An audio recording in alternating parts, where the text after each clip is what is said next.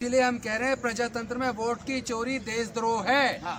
और वोट की चोरी करने वालों पे देशद्रोह का मुकदमा भी दर्ज होना चाहिए। और ये चोरी नहीं, ये गुप्त डकैती है।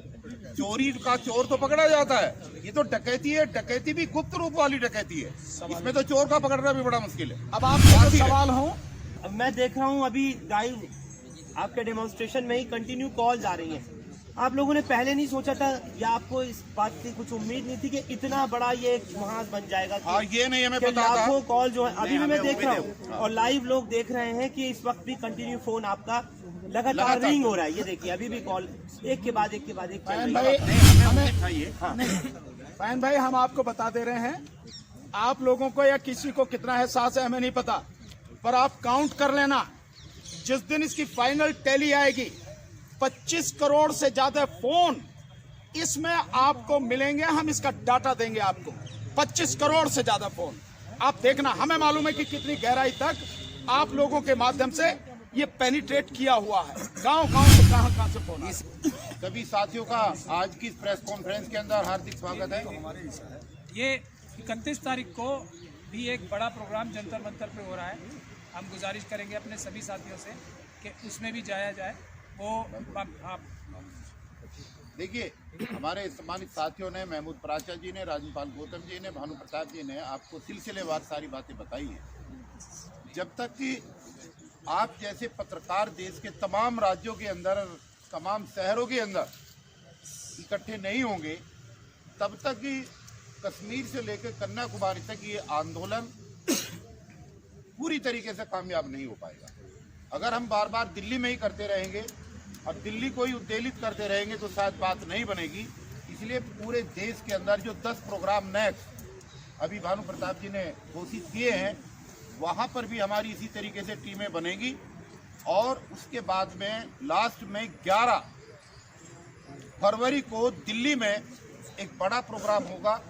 इसलिए जो साथी इस प्रेस कॉन्फ्रेंस के माध्यम से दिल्ली और एनसीआर के साथी हैं, जो अलग अलग संगठन चला रहे हैं, उन तमाम साथियों से मेरी गुजारिश है कि आप लोग एक कोऑर्डिनेशन कमेटी का मेंबर बन करके इस आने वाली 11 फरवरी के दिल्ली के इस ऐतिहासिक आंदोलन का हिस्सा बने और ईवीएम को हटा करके बैलेट पेपर से चुनाव कराने की इस मुहिम में हमारा साथ।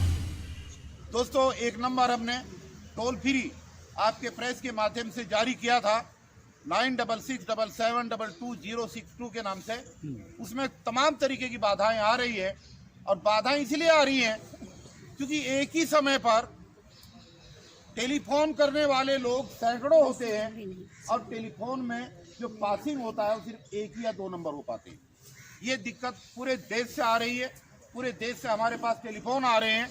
इसलिए बड़ी विनम्रता के साथ तमाम देशवासियों को ये बताना चाहते हैं हम कि आने वाले मात्र 2 दिन के अंदर हम टेक्निकली एक ऐसे ऑपरेटर्स और ऐसी टेक्निक को आपके सामने दोबारा प्रेस कॉन्फ्रेंस के माध्यम से देंगे जिसमें देश के 1 करोड़ लोग नंबर डायल करेंगे तो उनको नंबर ना। अब ज्यादातर जगह से ये हो रहा है, शिकायत आ रही है कि उधर से नंबर मिलाते हैं वो बंद जा रहा। वो बंद नहीं जाता, वो हो ये रहा है कि जो आदमी नंबर मिला देता है बाय द वे वो 2 बैल देने के बाद में उसको काटता नहीं, वो लगातार चलता रहता है।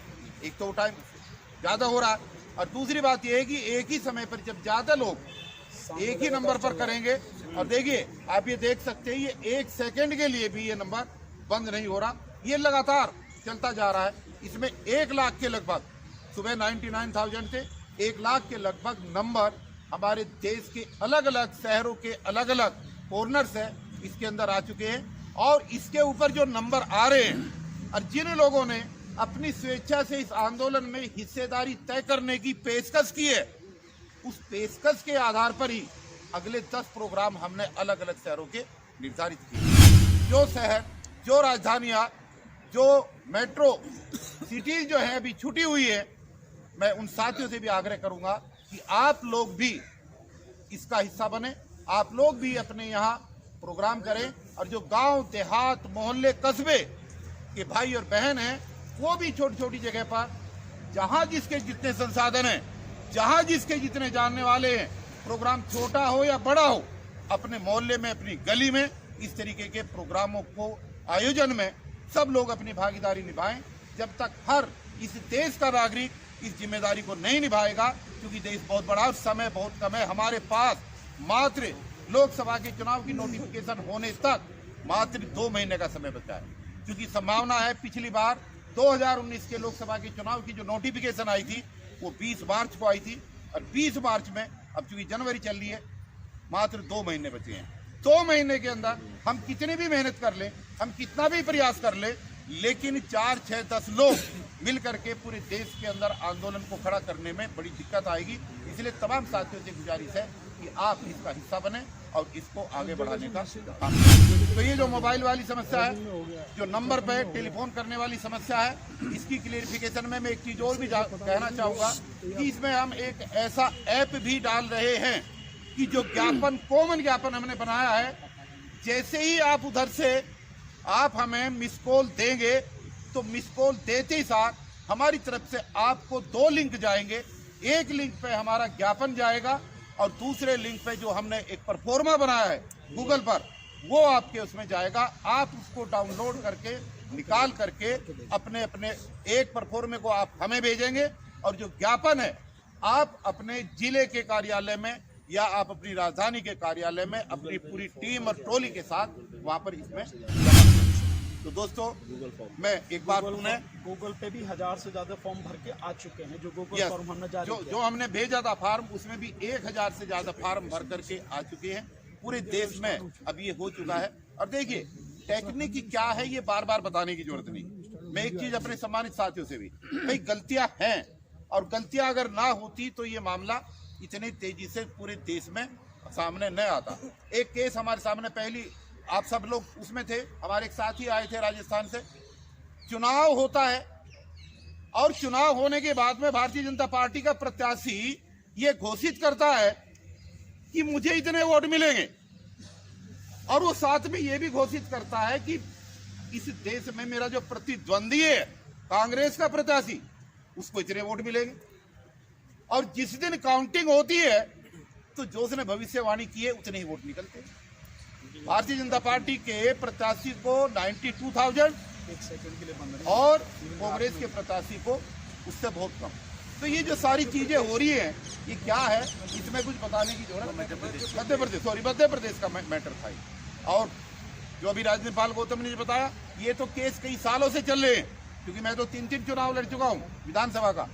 होता यह है कि प्रत्याशी जो खुद अपना वोट दे करके आता है, उस बूथ की जब काउंटिंग होती है तो उसका वोट ही नहीं होता है कि उसका वोट खुद का कहां चला गया। उसकी घरवाली ने दिया, उसकी माँ ने दिया, उसके बाप ने दिया, भाई ने दिया, बच्चों ने दिया, उनको तो छोड़ दो, हो सकता है वो भी विरोधी हो, लेकिन आदमी का खुद का दिया हुआ वोट गायब हो रहा है जिस मशीन से, तो आदमी खुद अपना विरोधी कैसे हो सकता है जो लाखों करोड़ों रुपए लगा करके चुनाव में उतरता है। इससे बड़ी कोई धांधलेबाजी हो नहीं सकती।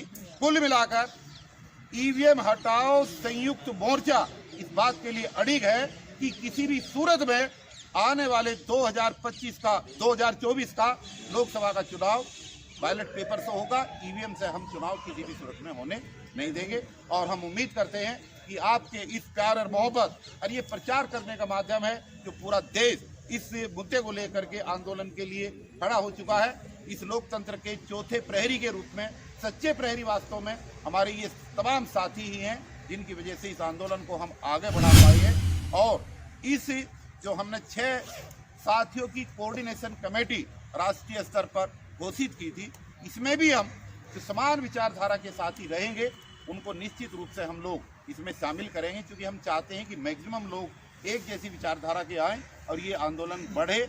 हमारे जिन साथियों ने देश के जिस कोने में भी, उनका संगठन चाहे कोई भी है, उनका बैनर चाहे कोई भी है, जहां पर भी ईवीएम के विरोध में वो प्रोग्राम कर रहे हैं, अगर उनको हमारी जरूरत है तो हम वहां पर फिजिकली जाएंगे, और जरूरत नहीं भी है तो भी हम वहां पर जाएंगे। हमारा तन मन और धन हर तरीके से उनके साथ पूरी तरीके से पूर्ण समर्थन है, संपूर्ण समर्थन है। और जो दिल्ली के अंदर 31 जनवरी को एक प्रोग्राम ईवीएम के खिलाफ होने जा रहा है, मैं तमाम साथियों को जो आपके चैनल के माध्यम से हमारी आवाज सुन रहे हैं, ईवीएम हटाओ संयुक्त मोर्चा इस बात का आह्वान करता है कि सब लोग उस प्रोग्राम में शिरकत करें, शामिल हो और उसको कामयाब करें, क्योंकि ये एक आदमी की लड़ाई, एक संगठन की लड़ाई नहीं है, बल्कि उन तमाम साथियों की लड़ाई है जो ईवीएम को हटा करके बैलेट पेपर से देश के अंदर चुनाव कराना चाहता है। धन्यवाद।